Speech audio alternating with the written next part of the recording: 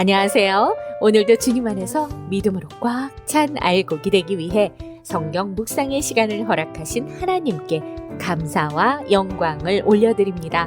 2월 21일 금요일 묵상 말씀을 시작하겠습니다.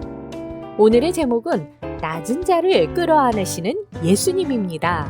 예수님은 세관에 앉아있는 세리 레위를 부르십니다. 레위는 예수님 일행과 친구들을 초청해 성대한 잔치를 베풉니다. 이를 목격한 종교 지도자들이 죄인들과 식탁교제를 나누었다고 제자들을 비난합니다. 오늘 본문 누가복음 5장 27절에서 39절까지의 말씀을 함께 듣겠습니다.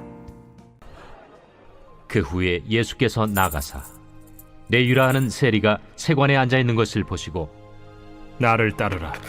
그가 모든 것을 버리고 일어나 따르니라. 레위가 예수를 위하여 자기 집에서 큰 잔치를 하니 세리와 다른 사람이 많이 함께 앉아있는지라.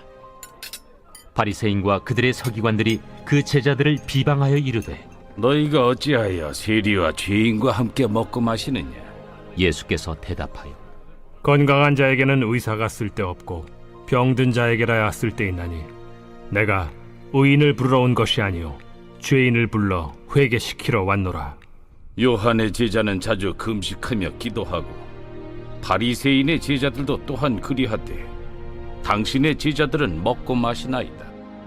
혼인집 손님들이 신랑과 함께 있을 때 너희가 그 손님으로 금식하게 할 수 있느냐?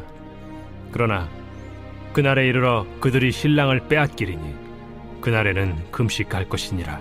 또 비유하여 이르시되 새 옷에서 한 조각을 찢어 낡은 옷에 붙이는 자가 없나니 만일 그렇게 하면 새 옷을 찢을 뿐이요 또 새 옷에서 찢은 조각이 낡은 것에 어울리지 아니하리라.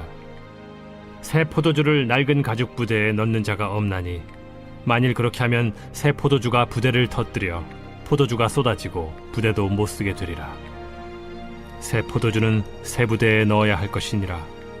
묵은 포도주를 마시고 새 것을 원하는 자가 없나니 이는 묵은 것이 좋다 함이니라. 오늘 우리에게 주시는 교훈은 무엇일까요? 27절에서 32절 말씀을 보시면 레위가 등장합니다. 레위는 세리입니다. 세리는 당시 로마가 정한 세금을 유대인들에게 징수하고 추가 금액을 자유롭게 조정하여 돈벌이로 삼았습니다. 세리는 그렇게 부를 얻은 대신 명예를 포기한 것입니다. 유대인들은 세리를 동족의 피를 빨아먹는 기생충 취급하면서 죄인과 같이 대했습니다. 그런 세리를 예수님께서 부르신 것입니다. 유대인들은 자신을 적으로 대했지만 예수님의 따뜻한 부르심에 모든 것을 버리고 따르며 자신의 집에서 잔치까지 벌였습니다.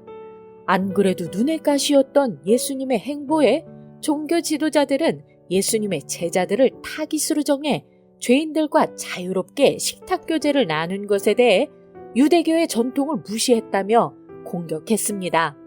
이에 대해 의사는 건강한 자가 아닌 환자에게 필요하다는 말씀으로 예수님께서 오신 것은 의인이 아닌 죄인을 불러 회개시키기 위함이라고 반박하십니다.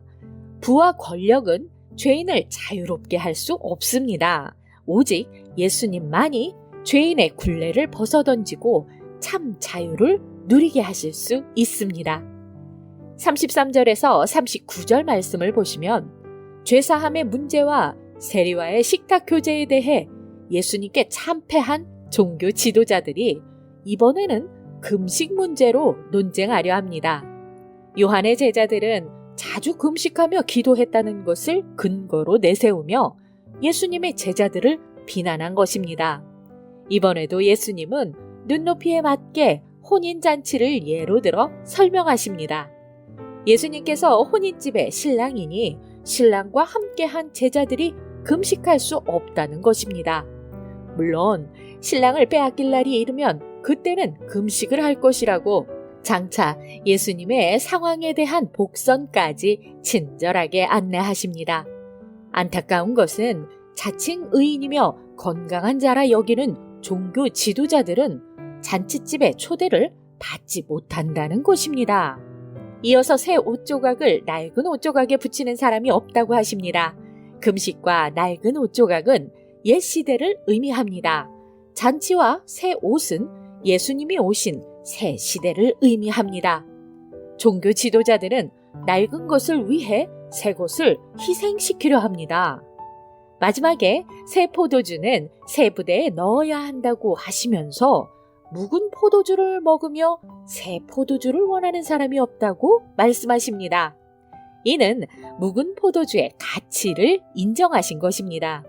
새 시대가 오면 옛 시대는 물러가야 한다는 말씀의 의미는 새 것이 무조건 긍정적이고 옛 것이 무조건 부정적이라는 의미가 아닌 것입니다. 포인트는 가치에 있습니다. 잔치나 새 옷이나 새 부대나 묵은 포도주의 가치가 금식이나 낡은 옷이나 낡은 부대, 새 포도주의 가치보다 우월하다는 것입니다. 예수님께서 오신 새 시대는 옛 시대에 비해 우월할 수밖에 없습니다. 주님은 우리와 새로운 교제를 원하시는데 우리는 익숙한 신념이나 전통에 매여 주저하고 있지는 않은지 생각해 봅시다. 기도하겠습니다. 하나님, 오늘 우리에게 주신 말씀대로 소외된 영혼을 제자로 삼아 마음의 새로운 삶의 본질을 심어주시는 주님을 닮아 소외된 이웃에게 다가가는 자녀가 되게 하여 주시옵소서. 예수 그리스도의 이름으로 기도드립니다. 아멘. 예수님은 새 포도주 비유로 옛 방식과 조화를 이룰 수 없는 새 언약의 진리를 설명하십니다.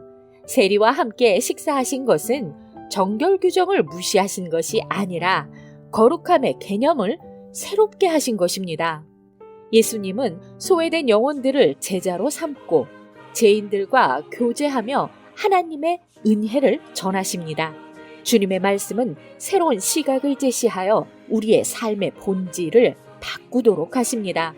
표면적인 동의를 넘어서 우리의 삶의 방식과 사고를 구체적으로 바꾸어가며 오늘도 광야 같은 세상에서 하나님의 말씀으로 승리합시다. 저는 내일 다시 찾아뵙겠습니다.